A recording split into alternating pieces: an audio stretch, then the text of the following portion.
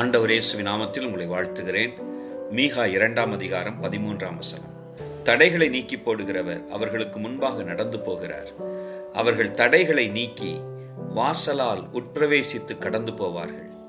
அவர்கள் ராஜா அவர்களுக்கு முன்பாக போவார். கர்த்தர் அவர்கள் முன்னணியில் நடந்து போவார்.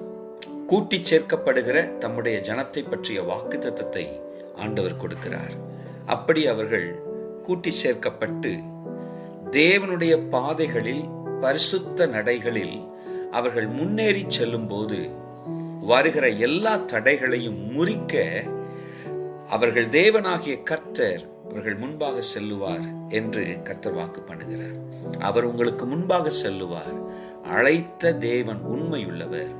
அவர் திட்டத்தை அப்படியாய் நிறைவேற்றுவார். தடைகளை தகர்த்து ஒன்றும் தடை செய்யாதபடி நடத்துவார். Praise the Lord.